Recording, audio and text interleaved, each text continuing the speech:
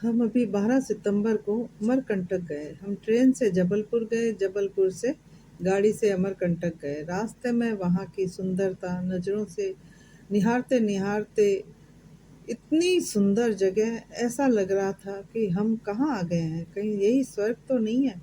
ऐसा मनोरम दृश्य, बारिश के दिन थे, हरियाली चारों ओर की सुंदरता को चार चांद लगा रही थी।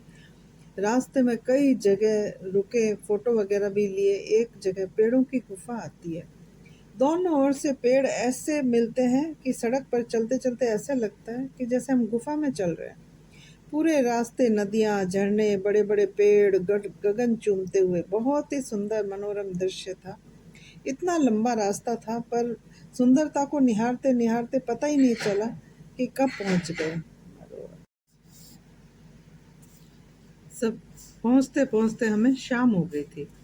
हम वहाँ पहले तो राजपूत समाज के गुरुदेव, जिन्होंने वहाँ चतुर्मास किया, और अपने साथ उन्होंने पूरे समाज को भी वहाँ की पावन धरती के, जहाँ माँ नर्मदा बहती है, वहीं से माँ का उद्गम हुआ है, ऐसी जगह हम तो जाकर अपने आप को धन्य समझने लगे। और हम सब हमारे गुरु देव तुलसाराम जी महाराज के चरणों में वंदना करने गए। उनके चरणों में कोटि कोटि प्रणाम।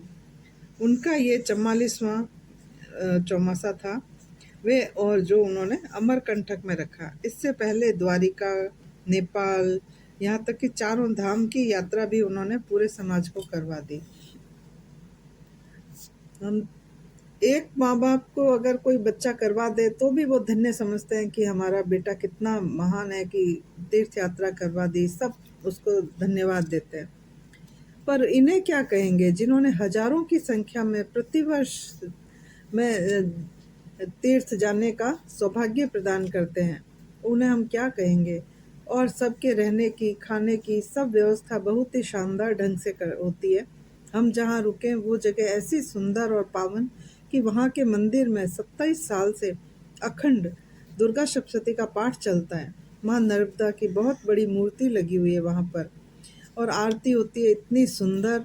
वहाँ पर, वहाँ साधु सन्यासी सब पूजा पाठ करते रहते हैं। कल्याण सेवा आश्रम नाम है वहाँ का। वहाँ रहने की अति उत्तम व्यवस्था है। हम वहीं रुके, और सुबह हम माँ नर्मदा के स्नान करने के लिए गए। बहुत ही आनंद के क्षण थे वो। और वहाँ जाने के बाद ही माँ नर्मदा की महिमा का हमें ज्ञान हुआ। माँ नर्मदा कोई साधारण नदी नहीं है। माँ नर्मदा जल कोई साधारण जल नहीं है। भगवान भोलेनाथ के मस्तिष्क का पसीना है। जब भगवान भोलेनाथ ने तपस्या की, तब मस्तिष्क से पसीने की बूंदें गिरी। वही माँ नर्मदा का रूप ले लिया था।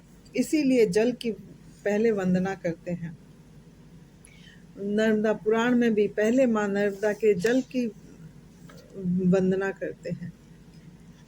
हे बिंदु रूप में तरंगों में मनोहर लाने वाली, मनोहर पापियों के पापों का नाश करने वाली, संसार के भयंकर प्रलय में मुनि मार्कंडे को अक्षय प्रदान करने वाली, हे माँ नर्मदे, हम तुम्हें प्रणाम करते हैं। माँ नर्मदा का इस पृथ्वी पर जीवों के कल्याण के लिए ही अवतरण हुआ है। माँ इस स्वरूप में चर अचर जीवों के उद्धार के लिए वर देने वाली है। हाथियों के झुंड स्नान करते हुए मद की सुगंध, देवांगनाएं स्नान करती है उनके केसर युक्त जल से, जिनके किनारे पर साधु संत मुक्ति की कामना से पूजा पाठ करते रहते हैं, जिनके किनारे बड़े बड़े वृक्षों से सजे हुए हैं। ऐसा तरंगायमान श्री नर्मदा जल हमारे पापों का हरण करे, हमारी रक्षा करे। माँ नर्मदा की महिमा अत्यंत ही अलौकिक है और अति विचित्र है।